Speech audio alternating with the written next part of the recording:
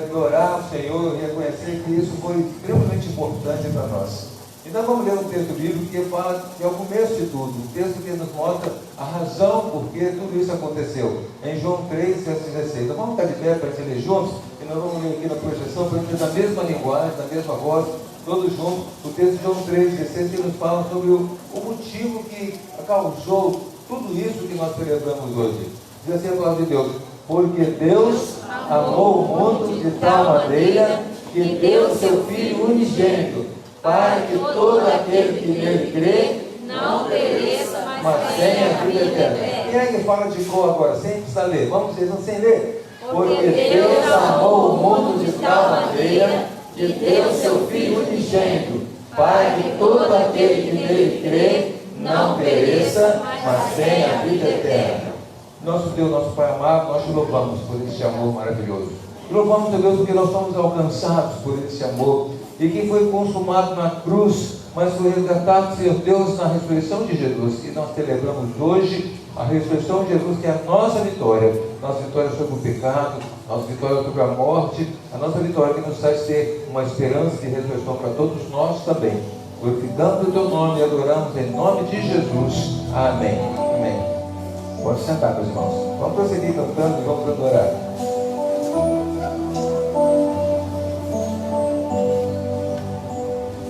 Boa noite, igreja. Graças e paz. Feliz Páscoa. Amém. Depois de você cumprimentar o irmão que está atrás de você aí, ó, fala feliz Páscoa para ele. Que bom que você veio.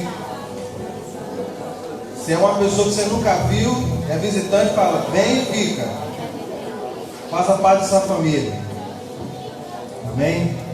Vamos começar entoando chamado Medley da Páscoa.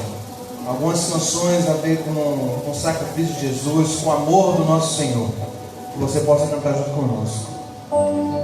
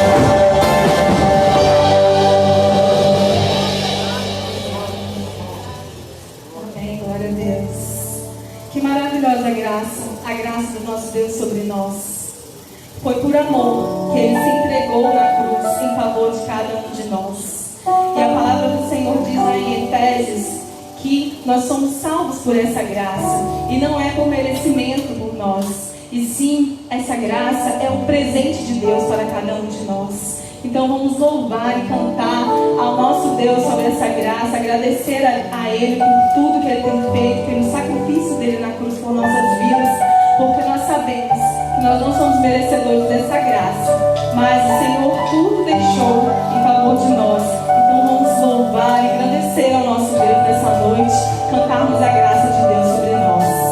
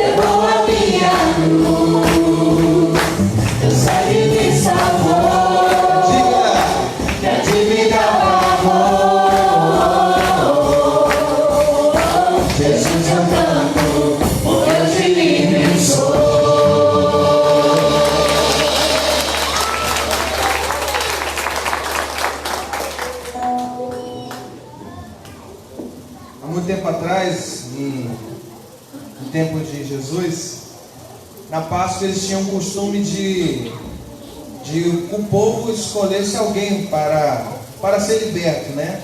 De ser condenado. Mas quando chegou na vez de Jesus, o povo podia ter escolhido por libertar Jesus. Mas o povo escolheu quem? Escolheu quem? Quem é bom de Bíblia? Barrabás. Né? A Bíblia não conta o que aconteceu com Barrabás depois, né? Mas a canção que nós vamos cantar, ela diz o seguinte: era eu condenado, nós éramos condenados, estávamos no lamaçal do pecado, mas Jesus morreu no nosso lugar. Assim como Barrabás foi livre e Jesus ficou no lugar dele, ele fez também isso conosco. A cruz era para cada um de nós, mas Jesus morreu por nós nessa cruz. E não importa o que você já fez, Jesus, ele apagou isso. Ele morreu por você, ele morreu pelos seus pecados, e agora você é livre para cantar para ele. Ele foi julgado em meu lugar, e hoje eu tenho vida. Então possamos cantar isso agora.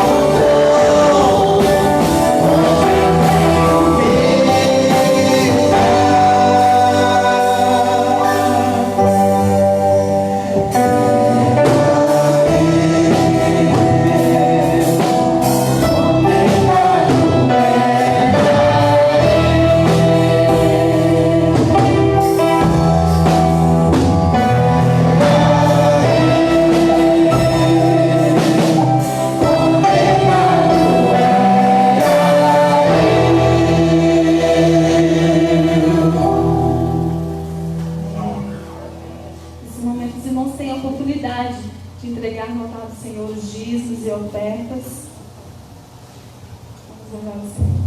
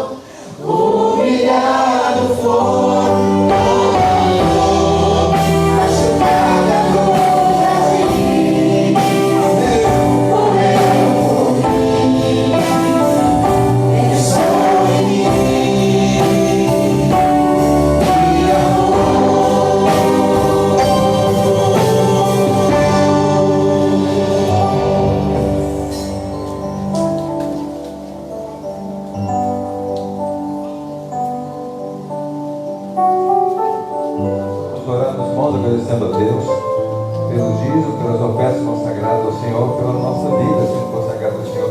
Mas vamos lembrar de orar também agora por uma família que está passando um drama.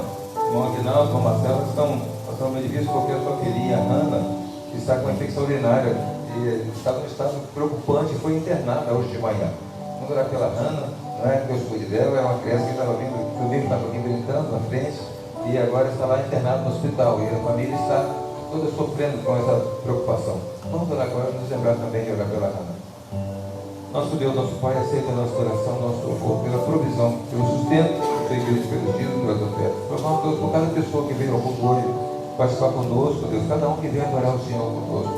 E agora oramos para aquela família, Deus, que está passando um momento difícil, Deus, com a neném lá no hospital internada. Que Deus tenha cuidado com a Ana. O Senhor é o médico dos médicos. Cura logo aquela infecção, para nós possamos ir logo para casa, Senhor Deus. Dá paz e esperança para toda a família, em nome de Jesus. Amém. Vamos sentar, meus irmãos. Já vou cumprimentar cada pessoa que veio hoje como convidado, não que veio ao nosso culto das noites, seja muito abençoado, que a sua presença, a sua vida aqui seja bênção na sua vida, que você tenha vontade e desejo de voltar muitas outras vezes. Abram seus livros agora para a gente ler Mateus, capítulo 28,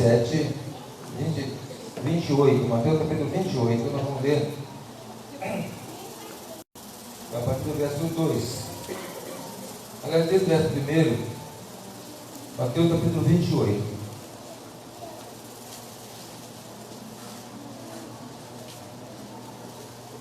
Evangelho de Mateus, capítulo 28.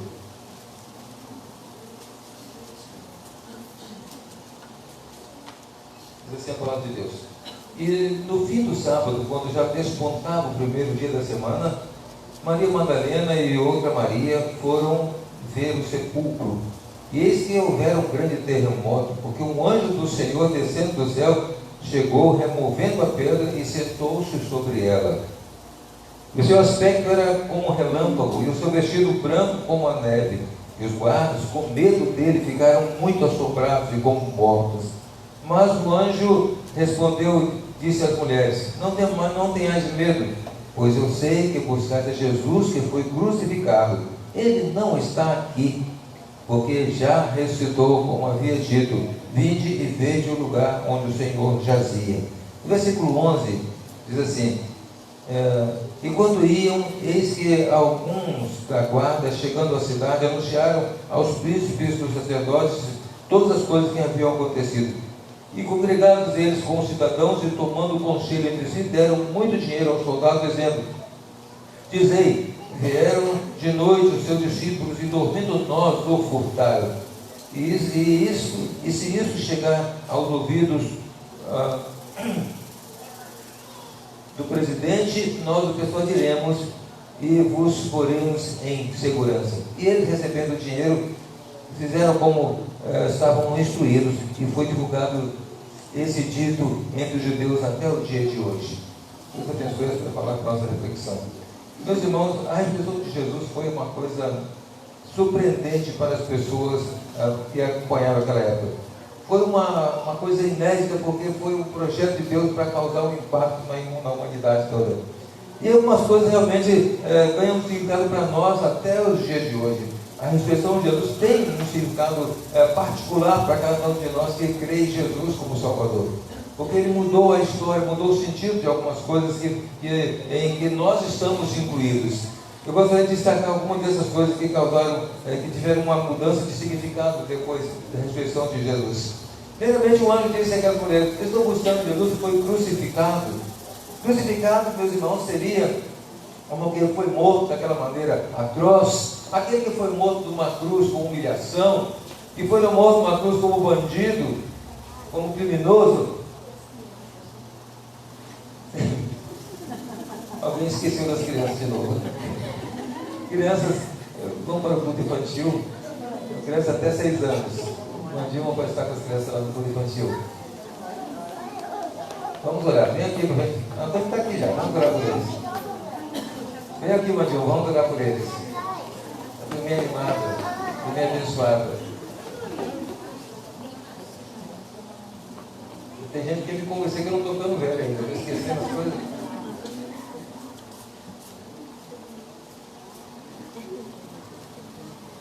Esse grupinho vai aumentando, graças a Deus. Igreja que tem crianças é a igreja saudável. Vamos orar. Nosso Deus, seja a tua bênção sobre essas crianças, vai aprender a tua palavra. E hoje elas devem não semente no coração, para o seu lar. Em nome de Jesus. Amém.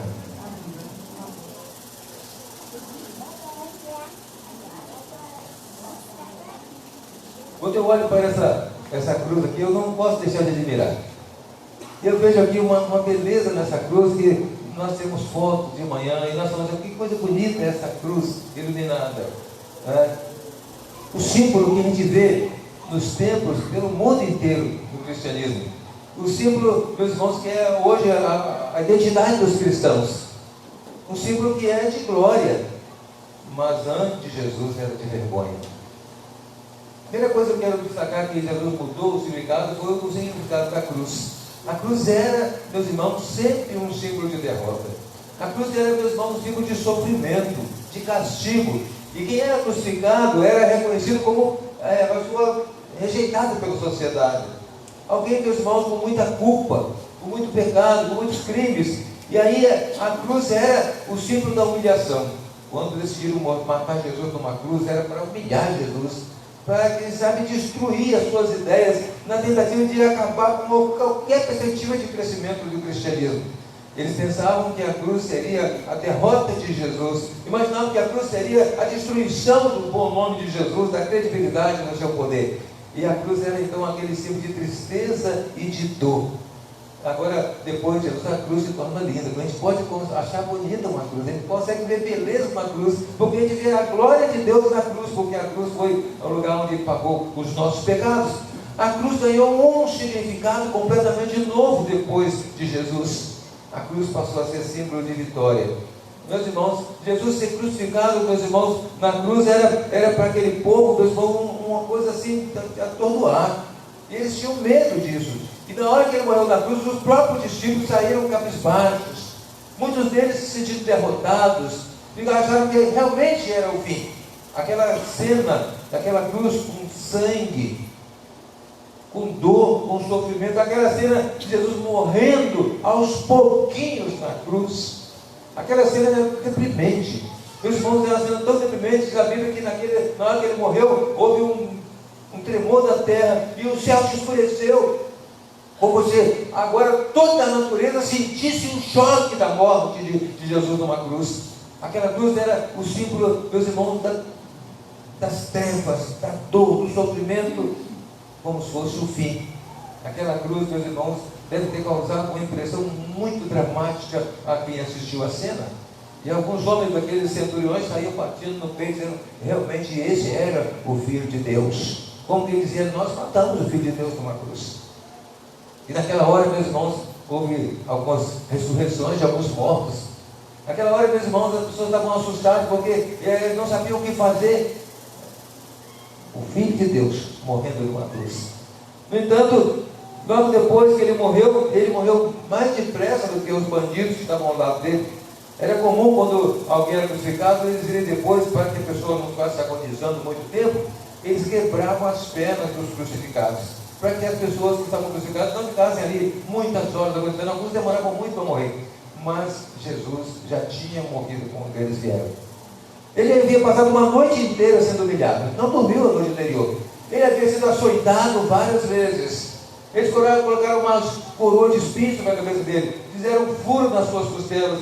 Ele estava completamente exaurido, ele teve que carregar aquela cruz subindo o morro. Jesus não tinha mais resistência física para viver muito tempo ali, por isso ele morreu. E aí se cumpriu uma profecia que dizia que nenhum dos seus ossos será quebrado. Profecia lá do Velho Testamento, que mostra que Deus estava cuidando até mesmo desses detalhes. Mas ele não ficou na cruz. Essa cruz vazia é que simboliza a nossa vitória. O grande significado da cruz não é a cruz com o corpo pregado, é a cruz vazia. O grande significado da cruz é que ela agora representa o passado, e na cruz não tem mais nada, porque Jesus não ficou morto. A cruz ganhou significado de vitória, de liberdade, de perdão dos nossos pecados.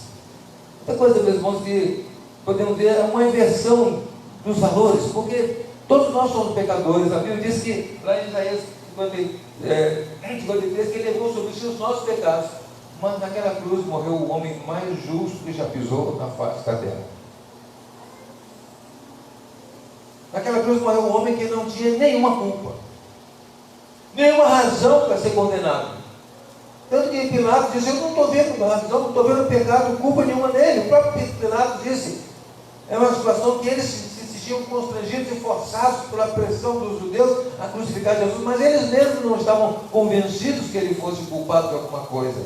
Jesus estava ali, meus irmãos, sob pressão, e Pilatos, tentando soltar Jesus de alguma maneira, trouxe Barrabás, que era um bandido perigoso, e disse: está aqui, é o costume na Páscoa soltar um culpado, um condenado. Está aqui Barrabás. Jesus: quem vocês querem que eu solte? Aquele povo gritava: solte Barrabás. Difícil de entender o comportamento de um povo naquela situação, escolher soltar Barrabás e querer condenar Jesus. Havia uma coisa impressionante, um sentimento impressionante de um povo que queria ver Jesus morto.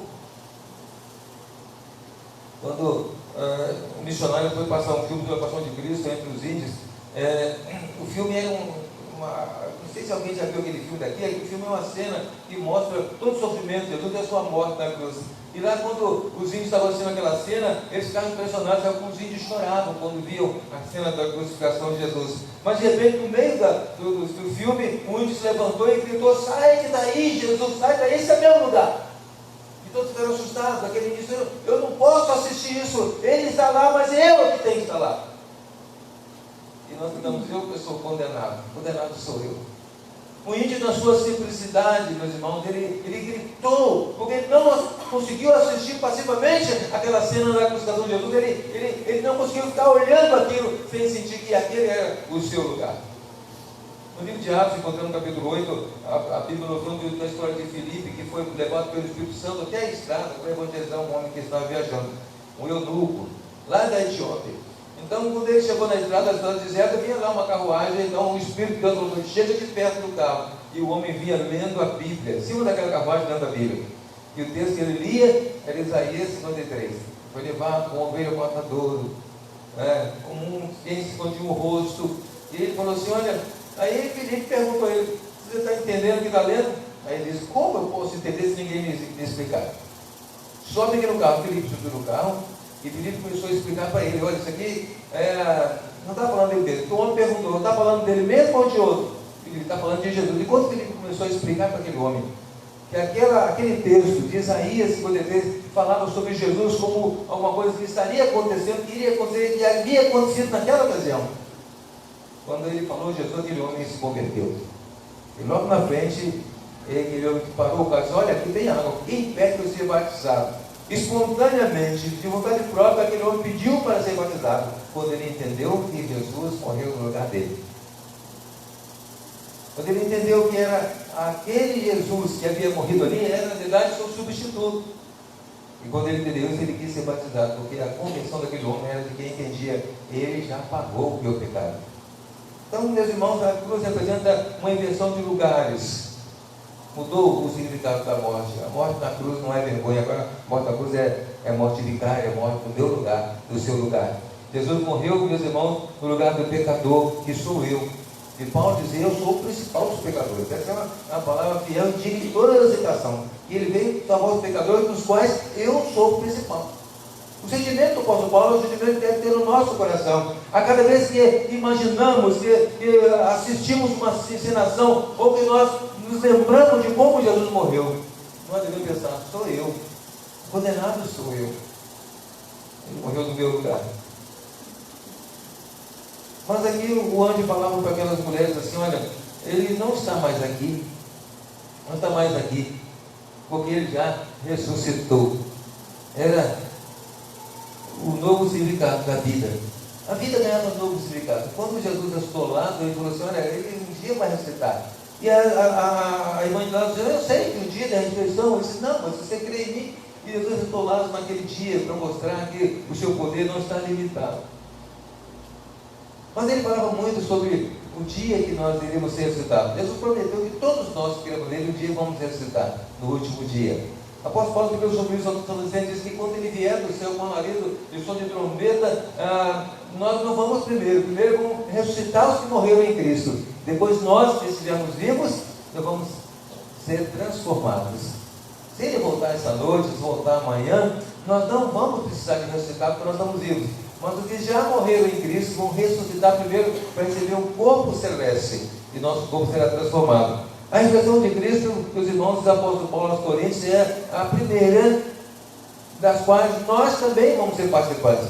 Será um tempo em que nós todos vamos ter, como Cristo, ter um corpo semelhante ao dele. vão ter um corpo celestial como é o dele. Mas, meus irmãos, quando o anjo disse, ele não está aqui porque ressuscitou, ele está falando que se cumpriu o plano de Deus, o projeto de Deus. Quando nós lemos aqui, porque Deus amou o mundo de tal maneira, mas Deus tinha um plano. Ele tinha um plano de resgatar todos nós, mas esse plano passa pelo amor. Esse plano começa com amor, porque a razão de tudo isso acontecer é porque Deus amou o mundo. Veja que o versículo começa assim, porque Deus amou o mundo, é como uma resposta a uma indagação que não foi feita, porque Deus amou o mundo de tal maneira, Ele deu o seu Filho unigênito, para que todo aquele que nele crê não pereça, mas tenha vida eterna. O anjo falava assim, olha, ele ressuscitou, não está aqui porque já ressuscitou, e vai diante de vocês para Galileia, vocês vão lá, vão encontrar com ele. Jesus falou disso várias vezes, ele preparou os seus discípulos, disse, olha, eu dou a minha vida, mas depois eu vou tomá-la. Como que diz, ninguém pode me matar de verdade, não é? Eu vou ser entregue na mão dos homens para ser mortos, para os homens, mas eu vou ressuscitar o terceiro dia. Ele havia falado disso várias vezes. O plano de Deus, meus irmãos, é um plano que inclui cada um de nós. O plano de Deus, meus irmãos, é um plano que inclui um pecador que não merece. O plano de Deus é um plano que inclui as pessoas, meus irmãos, que até não entendem. Por isso, quando ele estava sendo pregado na cruz, ele orou, foi, Pai, perdoa-lhes, porque eles não sabem o que fazem. E quantas vezes ele orou sobre a cidade de Jerusalém, e aquela cidade que era impenitente, que não aceitava a sua mensagem, e ele chorou por aquela cidade. Por isso que ele diz, todo aquele que nele crê, não pereça. O todo aquele é uma expressão tão geral, tão aberta, que ela abre a oportunidade para todas as pessoas, qualquer pessoa que crê em Jesus. É a universalidade do Evangelho. O Evangelho, meus irmãos, não está limitado a um povo, não está limitado a um grupo, a uma elite. O Evangelho, meus irmãos, é aberto a qualquer pessoa que queira crer em Jesus. É o plano de Deus que começa com amor. É um plano de Deus que se cumpriu nos detalhes, que incluía o sofrimento de Jesus, a dor de Jesus, que incluía a ressurreição de Jesus, vai chegar para nós como som de vitória. A cruz ganhou um novo significado. Algumas pessoas usam um cordão de ouro com uma cruz de ouro. E alguns costumam beijar aquela cruz de ouro. Alguns, quando passam diante de uma igreja e veem um lugar que tem um crucifixo, fazem um sinal da cruz de bênção, de reverência e respeito. Lá em Barra do Riacho, onde eu fui pastor no primeiro ministério, o pastor Ariadino estava tentando construir um templo, e ele tinha um grupo lá que era muito perseguidor do evangelho. E a igreja começava a construir as paredes do templo, no outro dia vinha alguém e derrubava aquelas paredes. E várias vezes a igreja teve que refazer, paredes estavam altas já, conhecia todo o chão. Aí o pastor teve a ideia, quando fazer uma cruz de madeira bem grande, botou lá na parede, ninguém mais derrubou a parede. Pararam, acabou a perseguição. Porque até o povo mais incrédulo, até o povo mais pervertido, meus irmãos, tem algum temor da cruz. Até o diabo tem medo da cruz, né? Assim que ele diz, mostra a cruz do diabo que ele foge. Até aqueles ímpios, meus irmãos, que perseguiam a igreja, pararam de derrubar paredes. Mas sempre tinha um padre lá que mandava fazer isso. Mas são coisas, meus irmãos, que nos fazem pensar que a cruz passa a ser símbolo de uma verdade incontestável, porque até mesmo quem não crê muito tem temor da cruz. Quando aquelas mulheres chegaram, elas não acreditaram muito. E quando Pedro viu, também não acreditou muito. Quando os dois discípulos que na estrada de Emaús, que quando andaram ao lado de Jesus, conversaram com ele, também não acreditavam muito. Estavam tão assustados, atemorizados, que demoraram para crer naquilo que eles já sabiam que ia acontecer. Coisas das quais Jesus já tinha falado para eles e tinha preparado. Ainda assim, eles tiveram alguns momentos de dúvida. Por isso é muito compreensível que algumas pessoas, ao ouvir a palavra do Evangelho, também tenham dúvida. Se você em algum momento ouve o Evangelho e fica com o pé atrás, se você ao ouvir a pregação do Evangelho tem alguma dificuldade de crer, você não será o primeiro. É natural que as pessoas tenham algum vacilo, algum momento de incredulidade. É natural que as pessoas tenham alguma dificuldade de aceitar a verdade da palavra de Deus. Nós aceitamos muito facilmente as mentiras. Nós temos o texto que as autoridades não queriam que o povo soubesse que Jesus ressuscitou, então eles deram dinheiro aos guardas, subornaram os guardas para que mentissem dizendo que os discípulos haviam roubado o seu corpo. E eles saíram dizendo isso, meus irmãos, e os judeus acreditavam, e os judeus falaram que durante muitos anos, até os dias de hoje, há judeus que acreditam nessa mentira. Com que facilidade as pessoas aceitam e acreditam na mentira? E por que tem alguma dificuldade em aceitar a verdade, em crer na verdade? Será que você também é uma dessas pessoas que tem dificuldade em crer na verdade? E já ouviu a pregação da palavra de Deus e na hora de colocar a sua vida com fé na palavra de Deus, você fica com receio, com dificuldade de crer? Será que você é uma das pessoas que acreditam nas mentiras, mas tem dificuldade de acreditar na verdade? Até os discípulos tiveram alguma dificuldade, mas eles superaram tudo isso quando puderam ver Jesus de perto. Conhece a história de Tomé? Jesus apareceu aos discípulos, e na hora que apareceu aos discípulos, Tomé não estava lá.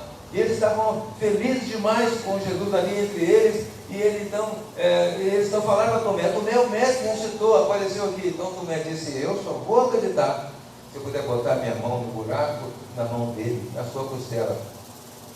Na outra semana, no outro domingo, Jesus apareceu de novo, as portas estavam trancadas, estavam com medo, e Jesus apareceu e disse, paz, seja conosco, Tomé, vem aqui.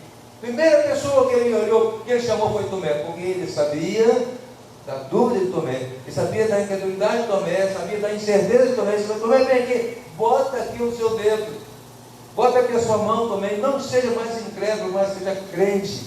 Tomé se ajoelhou e disse, Senhor meu e Deus meu.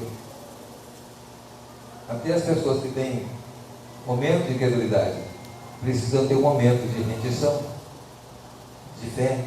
Até aqueles que têm um momento de dúvida, de incerteza, precisam, num certo momento, num dado momento, assumir e declarar sua fé ao Senhor Jesus. A cruz é um chamado à nossa fé. A cruz vazia. Jesus não está na cruz. Ele ressuscitou. E quando você crê em Jesus, que Ele ressuscitou, você também faz parte da mesma história de Jesus. Porque foi no seu lugar que Ele morreu, e assim como Ele ressuscitou, você também um dia poderá ressuscitar, será ressuscitado. Você crê em Jesus? Você crê que vai morrer um dia? Mas gente, tem gente que acha que não vai morrer nunca, só os outros vão morrer. E depois você vai ressuscitar um dia. Quando Deus chamar, quando tocar a trombeta, você vai ressuscitar. É hora de crer. O poder de Jesus é que vai fazer isso acontecer. Baixe sua cabeça para fazer uma oração. Gostaria que cada um fizesse uma oração para Senhor, aumenta a minha fé. A cruz está vazia, Senhor. Mas Jesus não está ali. Não está na sepultura.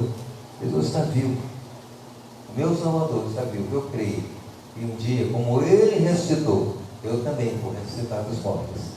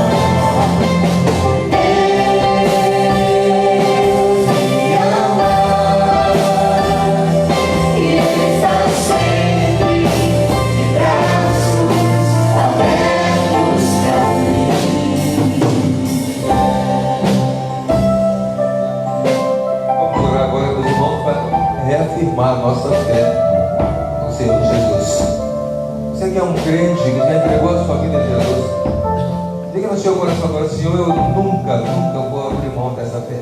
Eu nunca vou me tornar incrédulo, nunca vou apostatar da fé, eu nunca vou desistir da minha fé em Jesus, na ressurreição dos mortos. Declaro, Senhor, minha fé no Senhor. E você, meu amigo, meu irmão que veio à igreja hoje, mas você às vezes está tomado por dúvidas. Às vezes enfraquece a sua fé e não sabe se vai ou se não vai. Não sabe se fica ou se desiste. Faça hoje um propósito. Declarar assumir a sua fé em Jesus. Que nada mais o afaste do caminho do Senhor. Que nada o impeça de permanecer firme no caminho do Senhor. Porque foi por você também que Jesus morreu naquela cruz. Tudo o que ele sofreu foi no seu lugar. Ele quer também ressuscitar você um dia, no último dia, quando chamar os seus. Você será um daqueles que vai estar com ele para sempre no céu. Nós vamos orar agora. Se alguém no seu coração diz: eu quero hoje, pastor, eu quero hoje assumir a minha fé em Jesus. Eu quero hoje firmar minha fé em Jesus. Eu quero hoje firmar minha fé no poder de Jesus. Eu quero que o pastor olhe por mim, pela minha vida, para que eu possa ficar firme, nunca vacilar, nunca me afastar do caminho do Senhor. Você pode fazer um sinal com o seu braço aí no seu lugar, não precisa nem se levantar, eu vou orar por você. Deus te abençoe, meu irmão. Deus te abençoe. Deus te abençoe. Deus te abençoe. Deus te abençoe. Graças a Deus.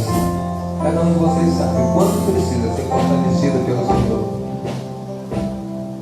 Deus, nosso Pai, o Senhor conhece cada pessoa que está aqui nessa noite. O Senhor sabe o que se passa em cada coração. O Senhor sabe as crises que às vezes acontecem na vida dessas pessoas. Ó Deus, agora em nome de Jesus, nós clamamos pelo fortalecimento do Senhor, pelo enchimento da Tua graça, pela certeza absoluta, ó Deus, que nossos pecados estão pagos, que Cristo vive em nós agora, para sempre, e que nada nos impeça de permanecer firmes. Ó Deus, cuida dessas vidas, cuida dos caminhos dessas pessoas de maneira muito especial. Cuida para que nada nesse mundo nos afaste de Ti ou enfraqueça. Colocamos nas Tuas mãos toda preocupação, toda incerteza, colocamos nas Tuas mãos toda preocupação, toda ansiedade, toda insegurança que eu possa ver, colocamos nas Tuas mãos toda dúvida que eu possa brotar nesses corações. Clamamos, Deus, pelo fortalecimento do Senhor, em nome de Jesus. Amém. Amém.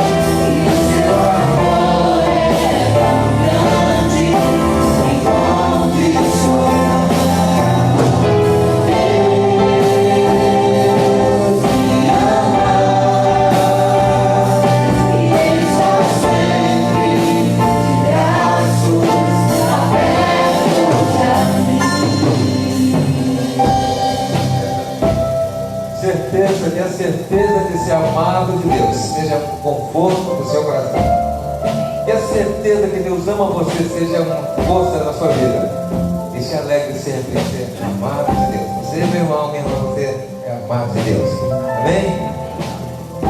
Estamos chegando ao final das curtas da noite, meus irmãos. Quero lembrar, nós estamos no processo de sessão pastoral e quero já convocar a igreja para daqui a 2 semanas, no domingo de 1º de maio, uma assembleia extraordinária para votar o parecer da comissão de convite ao novo pastor. Então, 1º de maio pela manhã, nós vamos ter a assembleia extraordinária para ouvir o parecer da comissão de sucessão pastoral, para a igreja conhecer a proposta da comissão sobre quem pode ser o novo pastor da igreja. Então, devem orar sobre isso de maneira muito específica, de maneira que a gente tenha muita paz no coração sobre isso Esse é um tempo muito precioso na vida da igreja. E mês de maio será domingo que nós vamos estar voltando isso, tá bom? Vamos estar voltando o parecer da comissão. A comissão vai se reunir ainda, vai discutir sobre o assunto, vai chegar uma conclusão para trazer para a igreja um parecer bem seguro, um parecer bem claro, bem definido. Tudo bem, amanhã tem culto de oração, que hora vai ter? 5h30 da manhã, tem um grupo de intercessores que está aqui 5h30 da manhã orando. Você que tem vontade de orar, quer ter sua preocupação, quer fazer parte desse grupo, venha para cá, junte-se a esses irmãos que estão aqui toda semana orando. Quarta-feira, às 7h30, nosso culto também. Né? Então, meus irmãos, agora encerramos o culto, lembrando de orar sempre uns pelos outros. Nós estamos deixando de usar máscaras, né? Nós somos obrigatórias, mas nós sabemos que ainda há muito caso de Covid em Guarapari. Temos notícias de que no Piara tem acontecido muito caso de gente sendo encaminhada para o Vitória para internação com Covid. Então a gente tem que ter ainda os cuidados. Quando estamos em grupo, muitas vezes a gente precisa realmente usar máscara, ainda que não seja obrigatório, mas não é proibido, devemos usar máscara quando nós estamos em meio a muita gente. E também usar sempre, lavar nossas mãos sempre, né? Usar o álcool gel, evitar esses cuidados de prevenção, meus irmãos, a gente não deve abandonar, porque ainda há risco de contaminação. Ainda que se fale hoje que o Covid não está matando muita gente mais, mas as pessoas que passam pelo Covid têm sofrido muito, e é um sofrimento que eu espero que nenhum dos irmãos passe, que ninguém tenha. Então vamos continuar tendo os cuidados que são recomendados como prevenção. Amém? Graças a Deus para mim, de cada um dos irmãos que veio, cada pessoa que veio como convidado, como visitante, né? Pastores, temos 2 pastores aqui hoje, o pastor Marcelo, né? Meu amigo, pastor Davi. Deus abençoe vocês, seus caminhos. E agora, pelo amor de Deus, nosso Pai, a graça do nosso Senhor e Salvador Jesus Cristo seja com todos aqui presentes. E a consolação do Espírito Santo tome cada coração. Não somente aqui, mas com o povo de Deus em toda a terra espalhada. Agora